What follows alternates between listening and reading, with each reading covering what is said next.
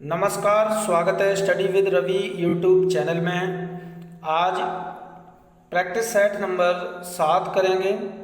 महत्वपूर्ण प्रश्न हैं। चैनल पर पहली बार आए तो प्लीज़ चैनल को सब्सक्राइब कर लें और बेल आइकन जरूर दबा लें और प्लीज़ वीडियो को शेयर जरूर करें और पूरा वीडियो देखें। तो चलिए शुरू करते हैं। पहला प्रश्न है आज का प्रैक्टिस सेट नंबर 7 का। अदस वह शब्द के स्त्रीलिंग पंचमी विभक्ति बहुवचन में रूप होगा।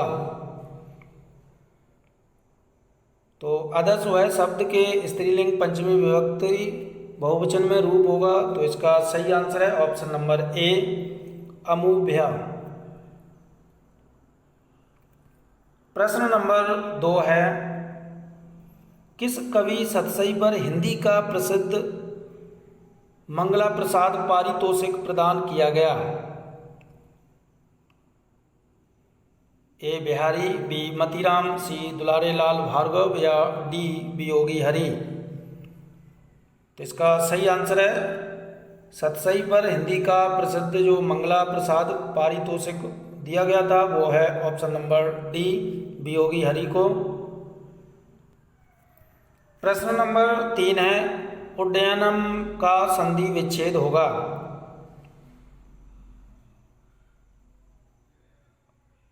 तो इसका सही आंसर है ऑप्शन नंबर ए, उत धन डयनम। प्रश्न नंबर 4 है, कस्तूरी कुंडल बसे आत्मकथा है।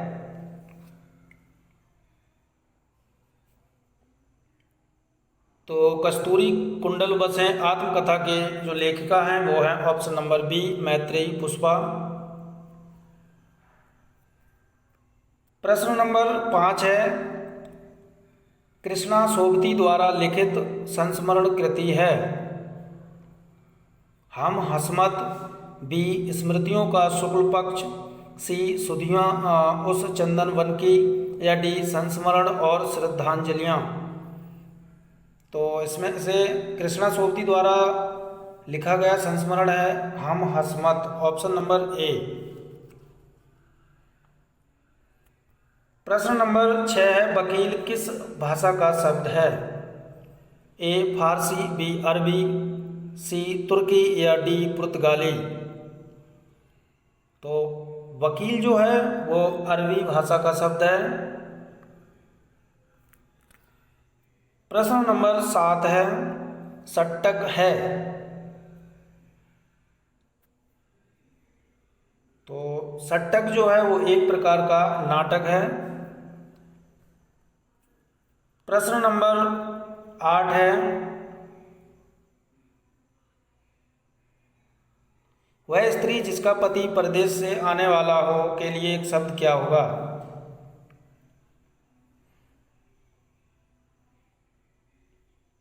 तो इसका सही आंसर है ऑप्शन नंबर डी, आगमस्यत पतिका। प्रश्न नंबर 9 है, नी धातु की लट लकार मध्यम पुरुष एक वचन में रूप होगा।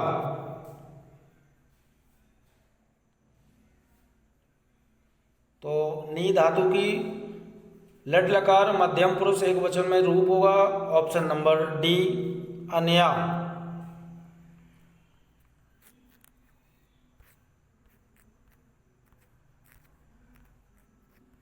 प्रश्न नंबर 10 है, निराला की साहित्य साधना आलोचना कृति के कितने भाग हैं? ए 2, बी 1 या सी 3 या डी 4। तो निराला की साहित्य साधना आलोचना के जो भाग हैं वो हैं ऑप्शन नंबर सी 3। प्रश्न नंबर 11 है, अलंकेश पर्यायवाची शब्द है। ए बादल का, बी कल्प वृक्ष का, सी कुबेर का या डी चपला का। तो इसका सही आंसर है अलंकेश पर्यायवाची है ऑप्शन नंबर सी, कुबेर का। प्रश्न नंबर 12 है, अनभिज्ञ शब्द का विलोम है। तो इसका सही आंसर है ऑप्शन नंबर सी अभिज्ञ। प्रश्न नंबर 13 है, निबंध संग्रह शब्दिता के निबंधकार हैं? ए विवेकी राय, बी निर्मल वर्मा, सी धर्मवीर भारती या डी पंडित विद्यानिवास मिश्र। तो शब्दिता निबंध के लेखक हैं option number C Dharamvir Bharati. प्रश्न नंबर 14 है, गांव के चारों ओर जल है, उपरोक्त वाक्य का निम्नलिखित में से कौन सा संस्कृत अनुवाद सही है? गांव में चारों ओर जल है, इसका संस्कृत में अनुवाद होगा, तो इसका सही आंसर है ऑप्शन नंबर ए ग्रामम परिता जलम अस्ति। प्रश्न नंबर 15 है, आचार्य भरत मुनि के बाद रस निष्पत्ति को लेकर मुख्य रूप से जिन विद्वानों ने रस के विषय में अपने विचार दिए हैं, उनके नामों का कौन सा क्रम सही है? तो इसका जो क्रम सही है वो है option number A Bhatt Lollata, फिर दूसरे नंबर पर भट्ट शंकुक, फिर भट्टनायक, फिर डी वो लास्ट में आएंगे अभिनव गुप्त। तो इसलिए इसका सही आंसर है ऑप्शन नंबर ए। प्रश्न नंबर 16 है, संस्कार शब्द में किस उपसर्ग का प्रयोग हुआ है?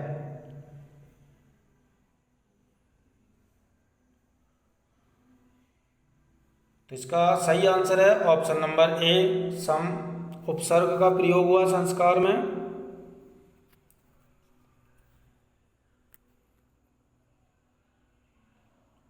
अगला प्रश्न है प्रश्न नंबर 17, स्तो सचुना सचुअ सूत्र के अनुसार सचुत्य संधि का निम्नलिखित में से कौन सा उदाहरण सही है?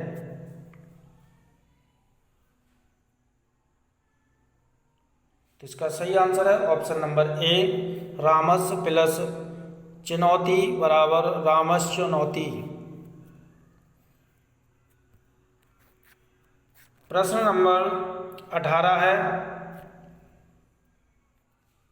तुमुन प्रत्यय का प्रयोग निम्नलिखित में से किस अर्थ में होता है?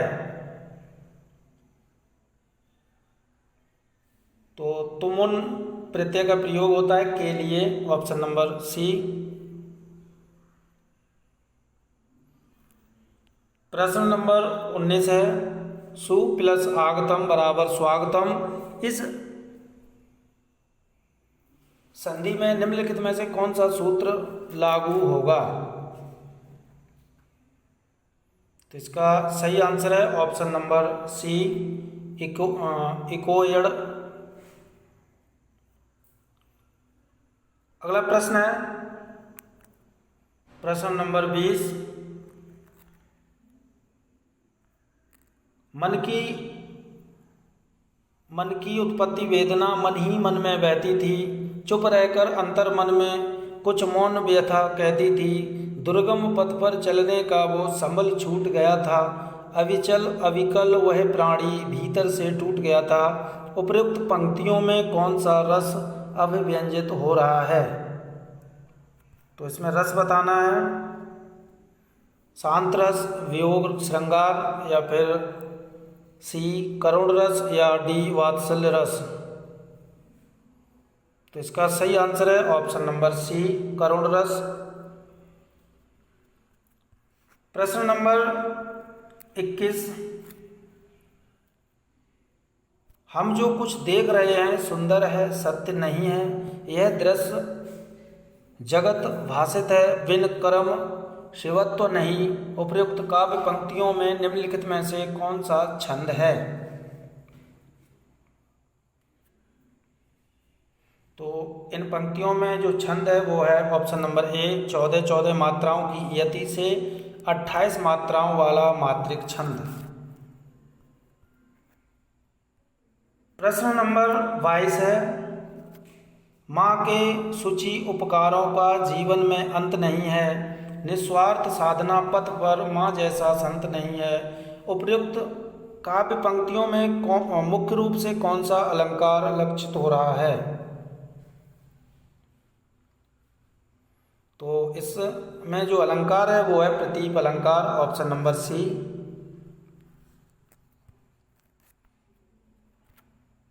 अगला प्रश्न है, अर्थबोध कराने के संदर्भ में निम्नलिखित में से कौन सा कथन सत्य है?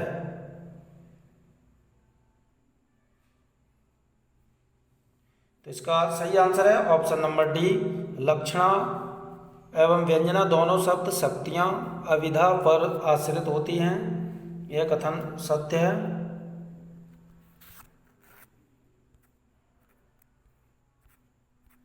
प्रश्न नंबर 24 है,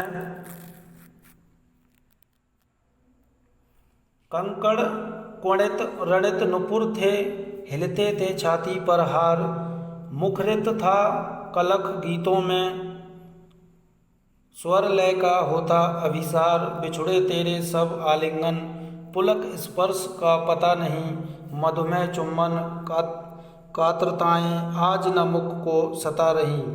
उपर्युक्त काव्य पंक्तियों में कौन सा काव्य दोष लक्षित हो रहा है? तो इसका सही आंसर है ऑप्शन नंबर बी, वचन दोष। प्रश्न नंबर 25 है,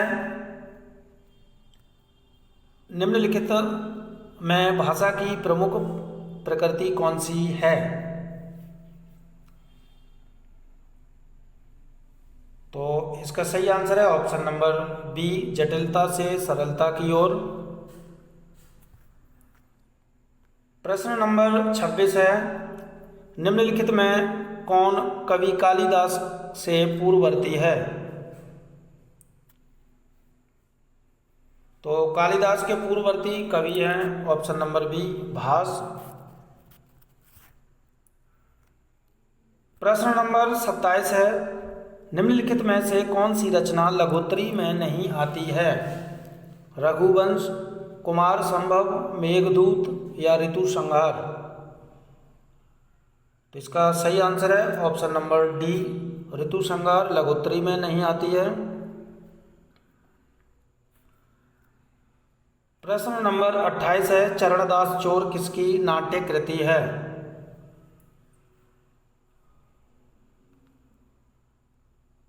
तो इसका सही आंसर है ऑप्शन नंबर सी, हबीब तनवीर की यह नाट्य कृति है चरणदास चोर। प्रश्न नंबर 29 है, जब द्रास बटालिक टाइगर हिल की सीमा लगी लर्जने, जब शहादंत लेते हिमगिरी की चट्टाने लगी गर्जने, तब जाग उठे ये शेर बब्बर, पौरुष हुंकार उठा था, मातृभूमि की बलवेदी पर लहू पुकार उठा था। उपर्युक्त काव्य पंक्तियों में कौन सा काव्य गुण व्यंजित हो रहा है? तो इसका सही आंसर है ओज काव्य गुण है इसमें। प्रश्न नंबर 30 है,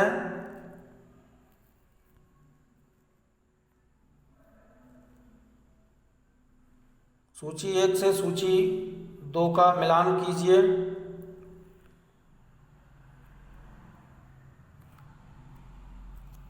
तो इसका कालिदास की इसमें से जो रचना है वो मेघदूत है, और भास की स्वप्नवास दत्तम, मम्मट की काव्य प्रकाश और विश्वनाथ की साहित्य दर्पण। तो इसलिए इसका सही आंसर है ऑप्शन नंबर ए, 2, 1, 4, 3।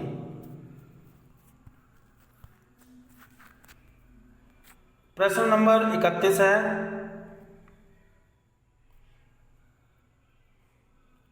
विषणवे का संधि विच्छेद है? तो इसका सही आंसर है option number B, Vishnu plus ए।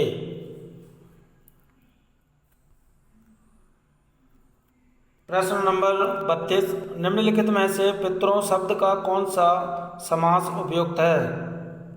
समास विग्रह होगा पितरों का। तो इसका सही आंसर है ऑप्शन नंबर डी, माता चा पिता चा। ये पितरों का समास विग्रह है। प्रश्न नंबर 33, लोट लकार का प्रयोग किस अर्थ में होता है?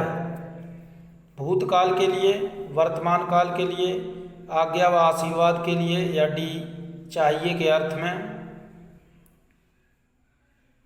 तो लोट लकार का प्रयोग जो होता है वो होता है आज्ञा व आशीर्वाद के लिए।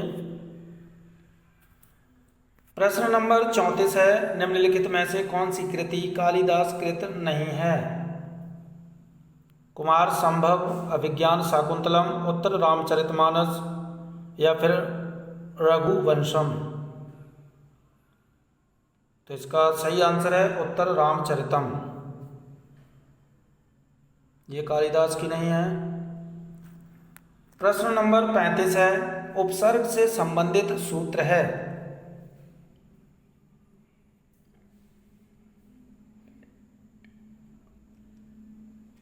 तो इसका सही आंसर है उपसर्ग से संबंधित सूत्र है ऑप्शन नंबर ए, प्रादया।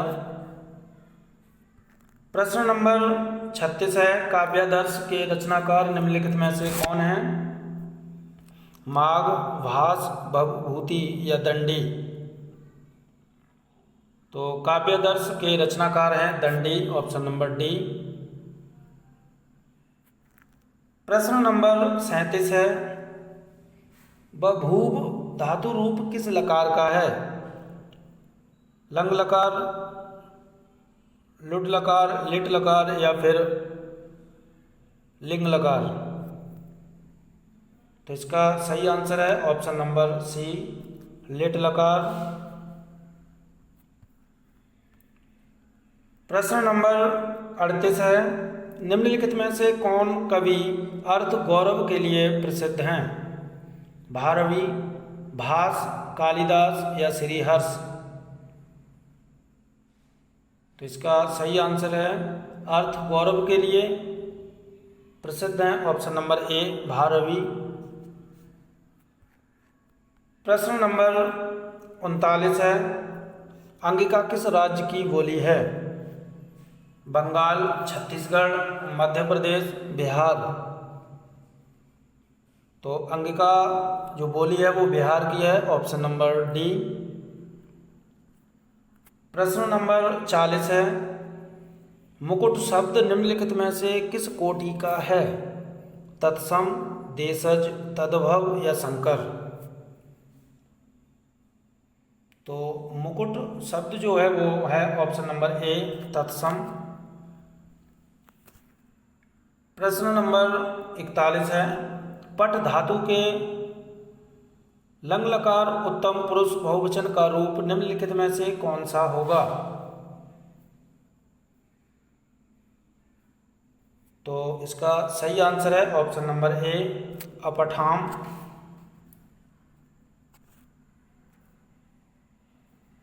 प्रश्न नंबर 42 है, युधिष्ठिर में कौन सा समास है? तत्पुरुष, बहुब्रीहि, अलुक, या फिर कर्मधारय। तो युधिष्ठिर में जो समास है वो है ऑप्शन नंबर सी, अलुक।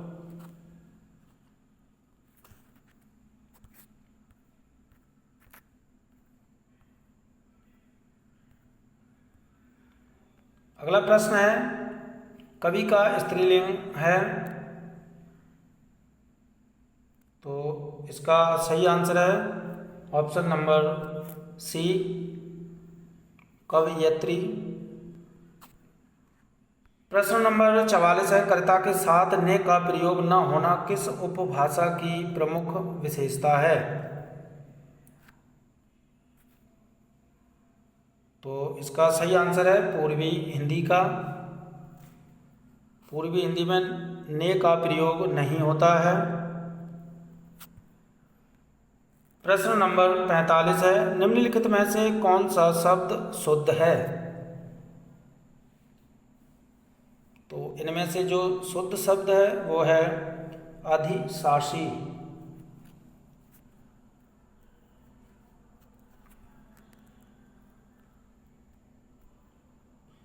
प्रश्न नंबर 46 है, असभ्यम शब्द रूप है।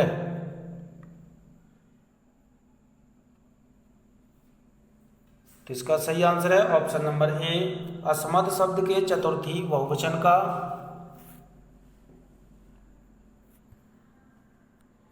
प्रश्न नंबर 47, मध्याह्न शब्द रूप है।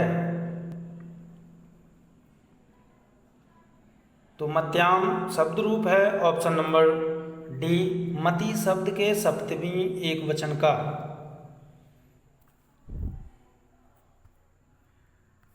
प्रश्न नंबर 48, त्रिलोचन शास्त्री की कविताएं हिंदी के अतिरिक्त किस अन्य उपभाषा में हैं? ब्रज, मैथिली, अवधी या भोजपुरी? तो इसका सही आंसर है ऑप्शन नंबर बी, मैथिली।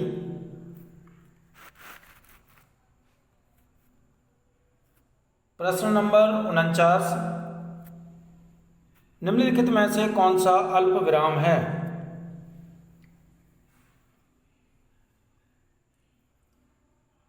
तो इसका सही आंसर है ऑप्शन नंबर सी।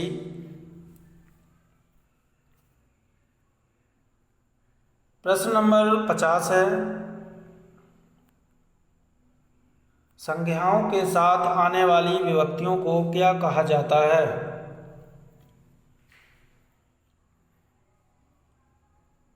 तो संज्ञाओं के साथ आने वाली विभक्तियों को कहा जाता है विश्लिष्ट।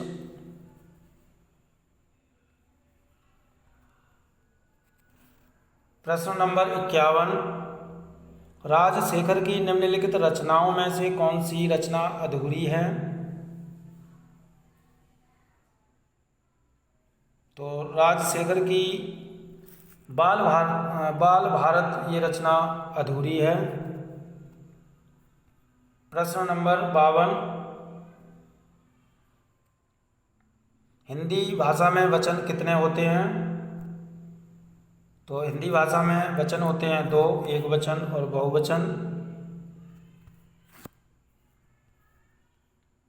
प्रश्न नंबर 53 है, लिंग की दृष्टि से दही क्या है? स्त्रीलिंग, पुल्लिंग, नपुंसकलिंग या फिर उभयलिंग? तो दही जो है वो है पुल्लिंग।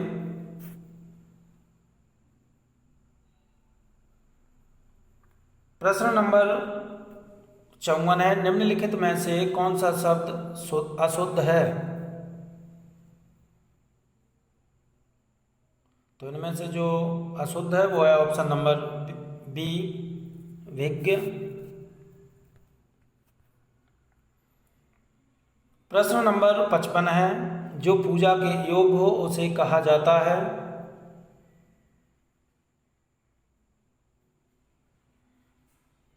तो इसका सही आंसर है ऑप्शन नंबर ए, पूज्यनी।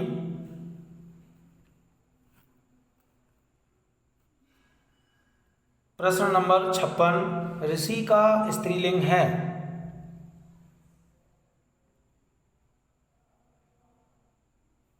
तो ऋषि का स्त्रीलिंग होगा ऑप्शन नंबर सी, ऋषिका। प्रश्न नंबर 57,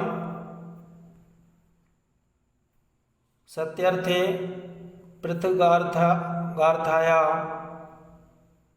स्वरज्योन संयते क्रमेण तेनेवावृत्य मयंक विनिगद्यते। यमक की यह परिभाषा किस आचार्य ने दी? मम्मट, विश्वनाथ, राजशेखर, उपयुक्त में से किसी ने नहीं? तो इसका सही आंसर है, यह परिभाषा दी है ऑप्शन नंबर बी, विश्वनाथ ने।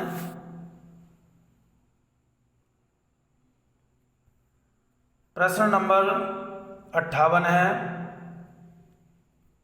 कृतज्ञ का विलोम क्या है? तो कृतज्ञ का विलोम होगा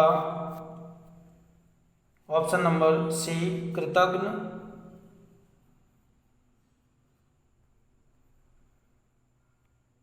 प्रश्न नंबर 59, जिसका कोई शत्रु पैदा नहीं हुआ हो उसे कहते हैं? अजानबाहु, अजातशत्रु या अज्ञात शत्रु या फिर डी अज्ञात पूर्व। तो जिसका कोई शत्रु पैदा नहीं हुआ हो उसके लिए एक शब्द होगा अजात शत्रु। निम्नलिखित में कौन सा शब्द बादल का पर्यायवाची नहीं है? जलद, नीरद, वारिधि या फिर मेघ। तो इनमें से जो बादल का पर्यायवाची नहीं है वो है ऑप्शन नंबर सी वारिधि। यह समुद्र का पर्यायवाची है। प्रश्न नंबर 61 है, कौन सा वाक्य सही है? तो इनमें से वाक्य शुद्ध वाक्य बताना है।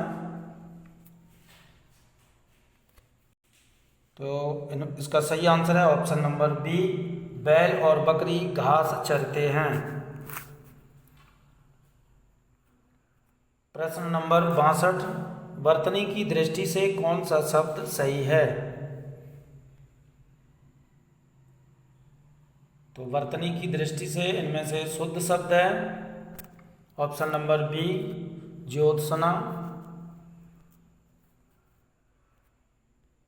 प्रश्न नंबर 63 है, वर्तनी की दृष्टि से कौन सा शब्द सही है?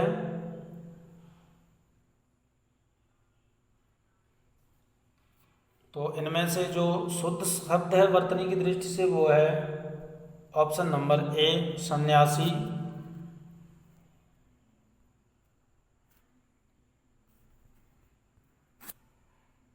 अगला प्रश्न है,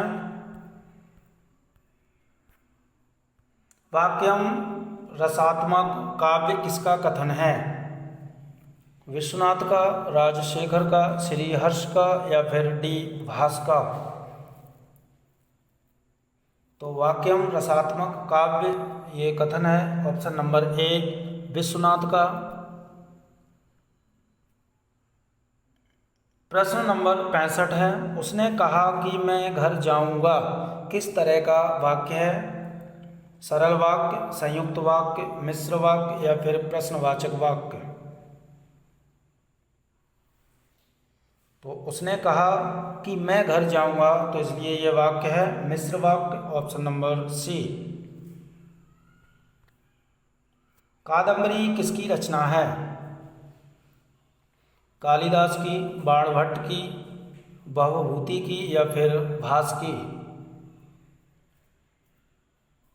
तो इसका सही आंसर है कादम्बरी के रचनाकार हैं ऑप्शन नंबर बी, बाणभट्ट की। प्रश्न नंबर 67 है, मुद्रा राक्षस नाटक का रचयिता कौन है? तो इसका सही आंसर है मुद्रा राक्षस नाटक के लेखक हैं विशाख दत्त।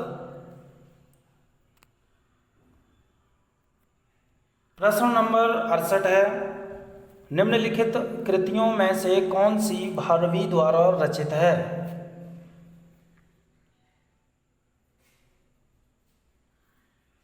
तो इनमें से जो भारवी की रचना है वो है ऑप्शन नंबर सी, कीर्ता अर्जुनियम।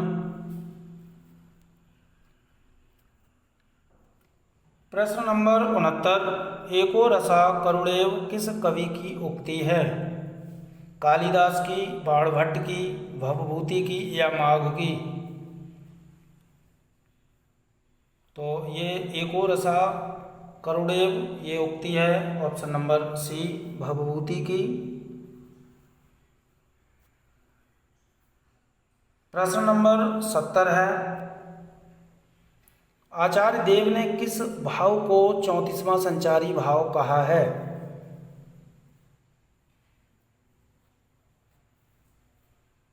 तो देव ने 34वां संचारी भाव माना है ऑप्शन नंबर ए, छल को।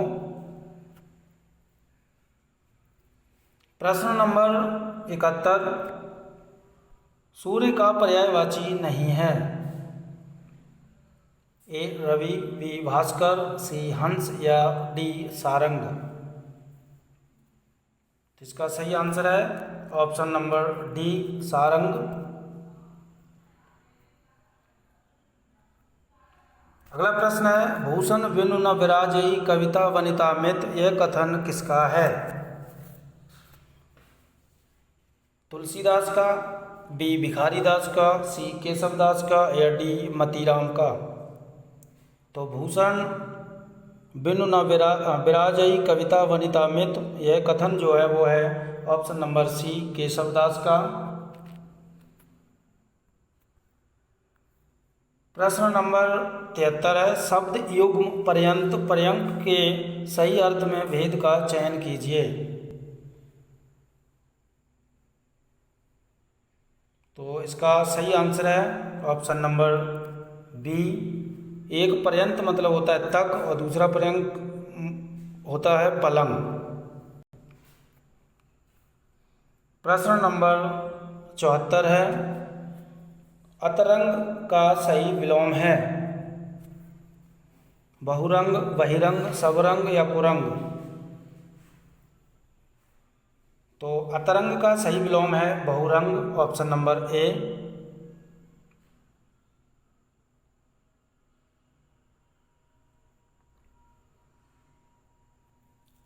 अगला प्रश्न है, प्रसन्नता शब्द में कौन सी ध्वनि है? प्रसन्नता शब्द में ध्वनि है ऑप्शन नंबर सी युग्मक ध्वनि।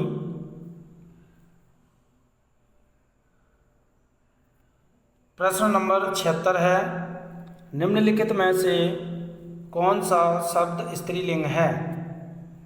उत्साह, चक्रव्यूह, मृत्यु या फिर संकल्प? तो इनमें से जो स्त्रीलिंग है वो है ऑप्शन नंबर सी मृत्यु।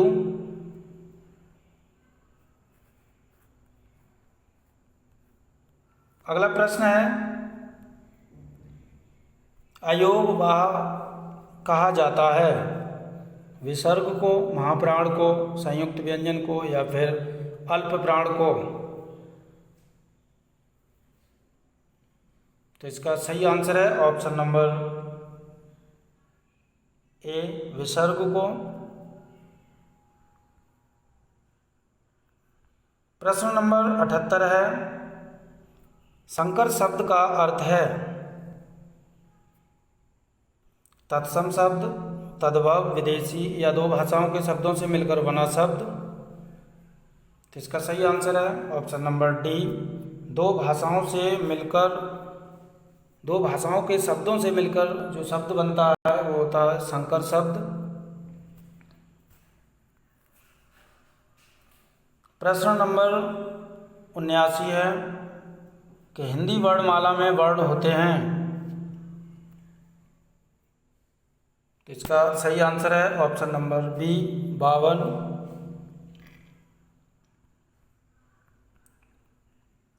प्रश्न नंबर 80 है, सिंधु सेज पर धरा वधु अवतनिक संकुचित बैठी थी, इस अवतरण में कौन सा शब्द शक्ति है?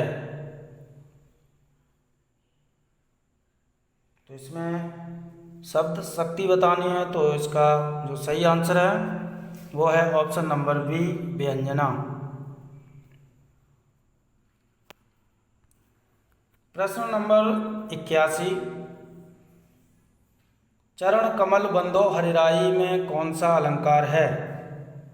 उपमा, उत्प्रेक्षा, रूपक या श्लेष? तो चरण कमल बंदो हरिराई में जो अलंकार है वो है ऑप्शन नंबर सी रूपक अलंकार।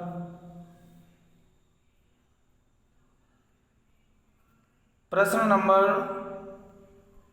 82 है, किस तिथि को हिंदी को राजभाषा बनाने का निर्णय लिया गया?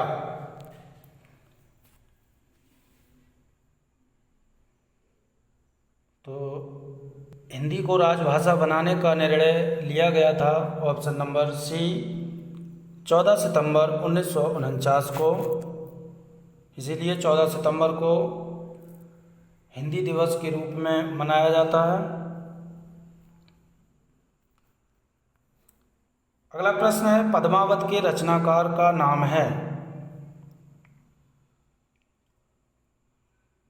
तो पद्मावत के रचनाकार हैं option number D Malik Muhammad Jayasi. अगला प्रश्न है, जायसी धारा के कवि हैं? ज्ञान मार्गीय काव्य धारा, प्रेमाख्यानक काव्य धारा, नाथपंथी काव्य धारा या फिर रसक काव्य धारा। तो इसका सही आंसर है, जायसी जो हैं वो प्रेमाख्यानक काव्य धारा के कवि हैं।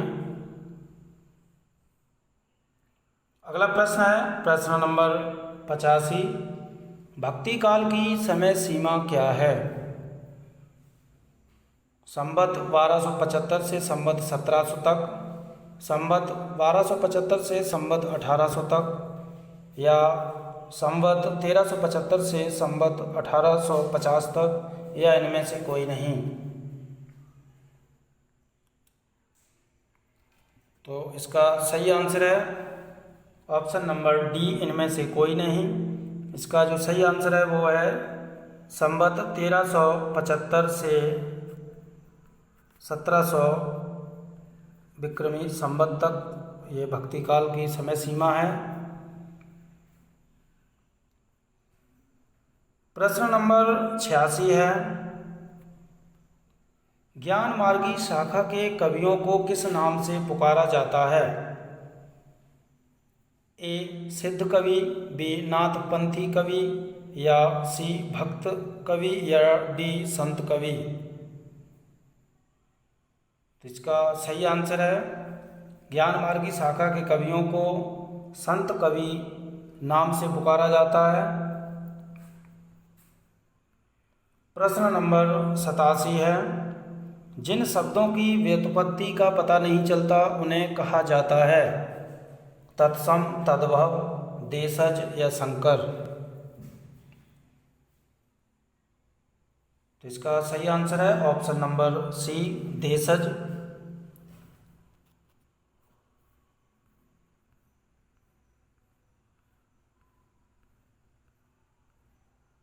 अगला प्रश्न है, मुख कमल समीप सजे थे दो किसलय दल पुरायन के, उपर्युक्त पंक्तियों में कौन सा अलंकार है? रूपक अलंकार, अतिशयोक्ति अलंकार, उत्प्रेक्षा अलंकार या उपमा अलंकार।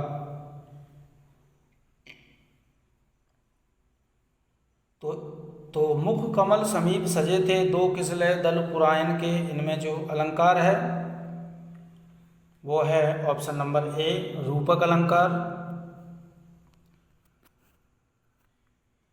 प्रश्न नंबर 89 है, रीति संप्रदाय से संबंधित काव्य शास्त्रीय ग्रंथ है?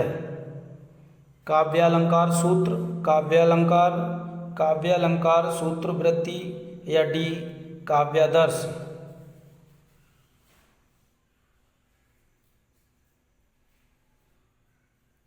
तो रीति संप्रदाय से जो संबंधित काव्य शास्त्रीय ग्रंथ है वो है ऑप्शन नंबर सी, काव्यालंकार सूत्र वृत्ति। प्रश्न नंबर 90 है, बघेली बोली का संबंध किस उपभाषा से है? ए राजस्थानी, बी पूर्वी हिंदी, सी बिहारी हिंदी, या डी पश्चिमी हिंदी।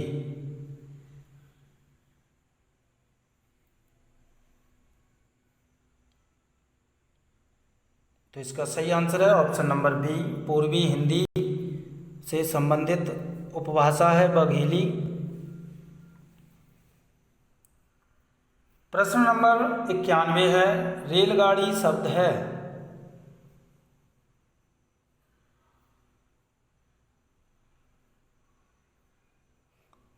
तो रेलगाड़ी शब्द है संकर शब्द। ये दो भाषाओं के शब्दों से मिलकर बना है, रेल और गाड़ी। प्रश्न नंबर 92 है, चिर जीवो जोरी जुरे क्यों न सने गंभीर, को घट ये वृषभानुजा ये हलधर के वीर, उपयुक्त दोहे में कौन सी शब्द शक्ति है?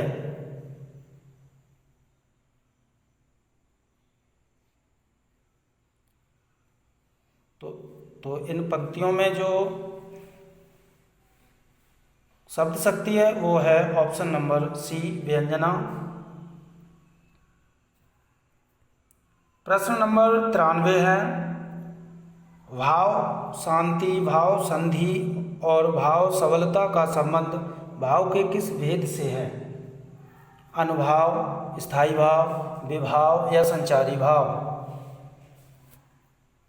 तो इसका सही आंसर है भाव शांति, भाव संधि और भाव सबलता का संबंध जो है वो संचारी भाव से है, ऑप्शन नंबर डी। प्रश्न नंबर 94, आचार्य भरत के अनुसार गुण दोष होते हैं, गुण होते हैं काव्य गुण 5, 10 या 9 या 8? तो भरत मुनि के अनुसार काव्य गुणों की संख्या है ऑप्शन नंबर बी, 10। प्रश्न नंबर 95 है, घनाक्षरी छंद है? ए मात्रिक, बी वर्णिक, सी अक्षरिक या डी इनमें से कोई नहीं? तो घनाक्षरी शब्द और छंद होते हैं वर्णिक छंद, ऑप्शन नंबर बी। प्रश्न नंबर 96 है, रसावकर्ष का दोषा उक्ति किस आचार्य की है? वामन की, बी विश्वनाथ की या सी मम्मट की या डी भरत की? तो रसावकर्ष का दोषा उक्ति है ऑप्शन नंबर सी, मम्मट की। प्रश्न नंबर 97 है,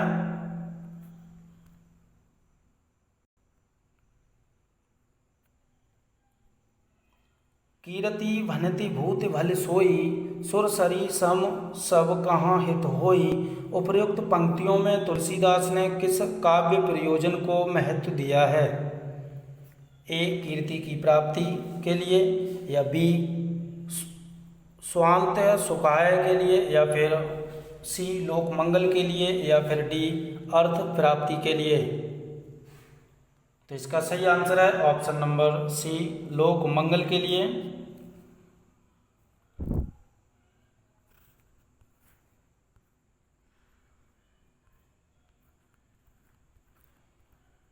प्रश्न नंबर 98 है, हिंदी के काव्य भाषा परक समीक्षक का नाम है? ए विजयदेव नारायण शाही, डी डॉक्टर रघुवंश या सी नेमिचंद्र जैन या डी रामस्वरूप चतुर्वेदी?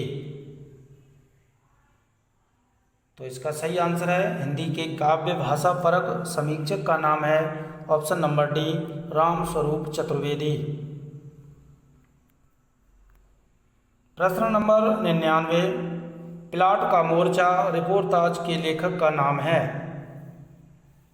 रांगे राघव, बी फणीश्वर नाथ रेणु, सी शमशेर बहादुर सिंह या डी राम वृक्ष बैनीपुरी?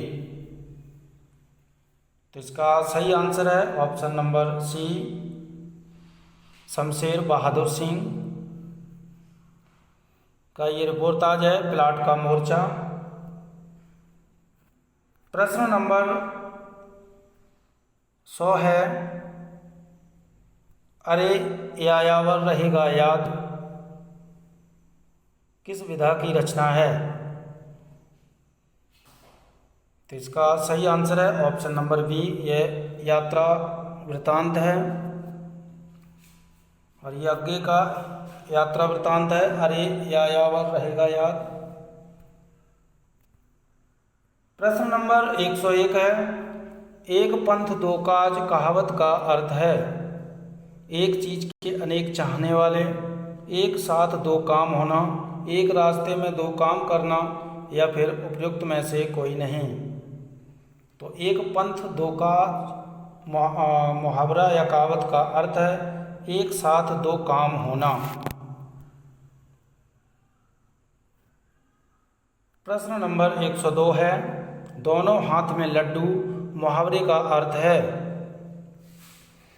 किसी भोज में शरीक होना, या दोनों हाथ में मोतीचूर के लड्डू रखना, या सी दो तरफा लाभ, या डी उपयुक्त सभी।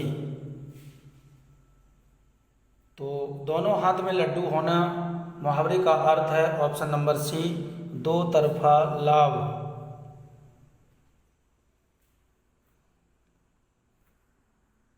प्रश्न नंबर 103, समानांतर शब्द का संधि विच्छेद है।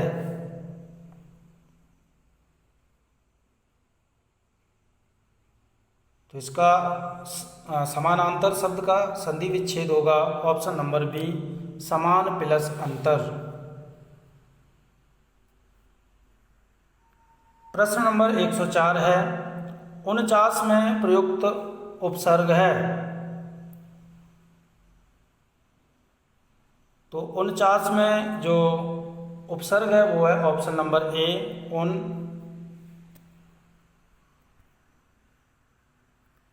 प्रश्न नंबर 105, सीमा पर डैश डैश तैनात है।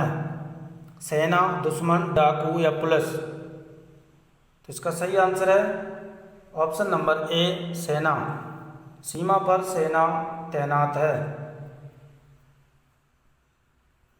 प्रश्न नंबर 106, इज्जत उतारना का अर्थ क्या है। लालची होना, ठंडी सांस खींचना, व्यर्थ बकवास करना, या डी अपमानित करना। तो इज्जत उतारना का अर्थ हो गया ऑप्शन नंबर डी, अपमानित करना। प्रश्न नंबर 107, विनम्र शब्द का पर्यायवाची शब्द है।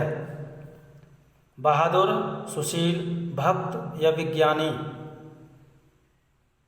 तो विनम्र शब्द का पर्यायवाची है ऑप्शन नंबर बी, सुशील। प्रश्न नंबर 108, अंधे की लकड़ी का अर्थ है। तो अंधे की लकड़ी का अर्थ होता है एकमात्र सहारा।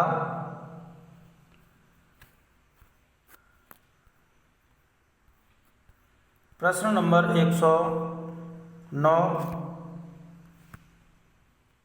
चकमा देना मुहावरे का अर्थ है।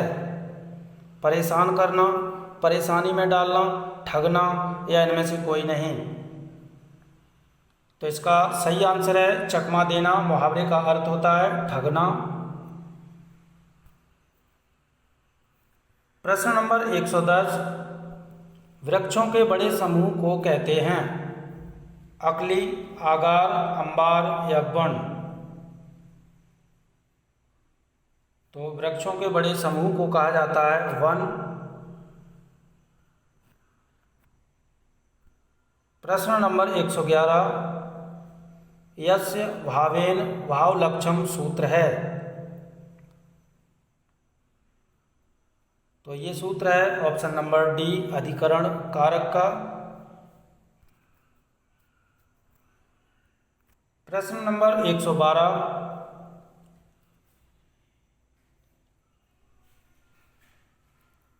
कर्तृ कर्मणो कृति सूत्र है।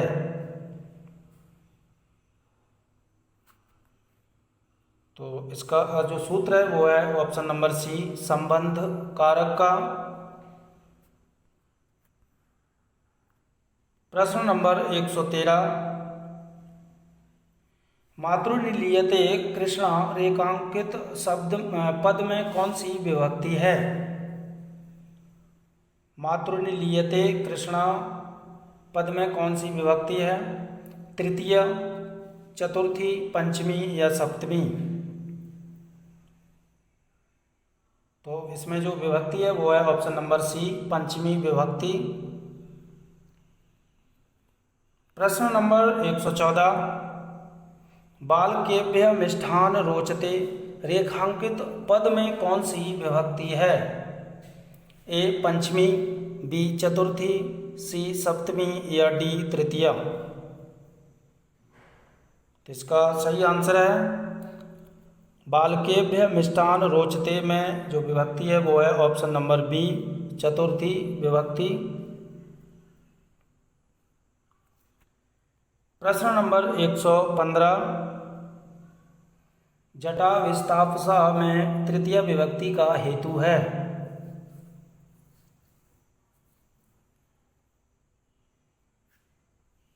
तो इसका सही आंसर है ऑप्शन नंबर ए, इत्थम इत्थम भूत लक्षणता।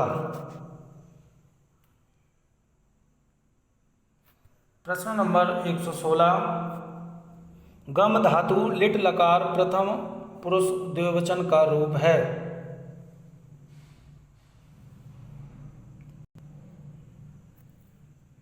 तो गम धातु लिट लकार प्रथम पुरुष द्विवचन का रूप है ऑप्शन नंबर बी,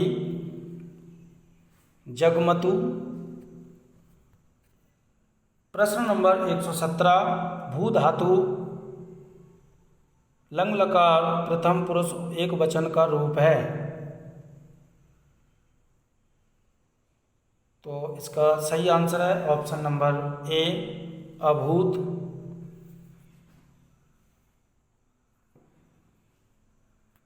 प्रश्न नंबर 118, द्रक्ष्यसी क्रिया का लकार है। तो इसका सही आंसर है ऑप्शन नंबर बी, लिट लकार। प्रश्न नंबर 119, पठ धातु लंग लकार प्रथम पुरुष बहुवचन का रूप है। तो पठ धातु लंग लकार प्रथम पुरुष बहुवचन का रूप है ऑप्शन नंबर सी, अपठन। प्रश्न नंबर 120, कर्तरी में कौन सा प्रत्यय है? टॉप, डीप, डीश या डीन? तो इसका सही आंसर है ऑप्शन नंबर बी, डीप। प्रश्न नंबर 121, पठनीय शब्द में कौन सा प्रत्यय है? अव्यत, तव्य, अनियर या फिर यत?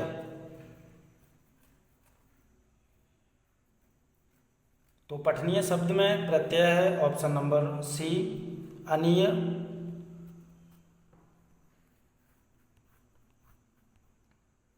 प्रश्न नंबर 122,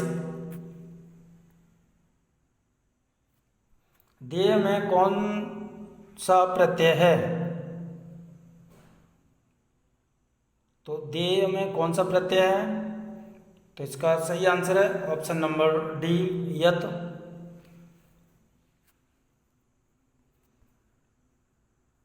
प्रश्न नंबर 123, यह वर्ण का उच्चारण स्थान है?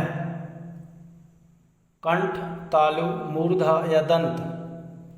तो यह वर्ण का जो उच्चारण स्थान है वो है ऑप्शन नंबर बी, तालव्य या तालु। प्रश्न नंबर गा वर्ण का उच्चारण स्थान है? ओष्ठ, दंत, कंठ या तालु? तो गा वर्ण का जो उच्चारण स्थान है वो है कंठ। प्रश्न नंबर 125 और ये आज का लास्ट प्रश्न है, और प्लीज़ वीडियो को शेयर जरूर करें और चैनल को सब्सक्राइब करें। दैत्य प्लस अर्य में कौन सी संधि है? गुण संधि, दीर्घ संधि, वृद्धि संधि या अयादि संधि? तो इसका सही आंसर है दैत्य अर्य में संधि है ऑप्शन नंबर बी, दीर्घ स्वर संधि। तो ये थे महत्वपूर्ण 125 प्रश्न अच्छे लगे तो प्लीज़ वीडियो को लाइक, शेयर, सब्सक्राइब जरूर करें। Thank you.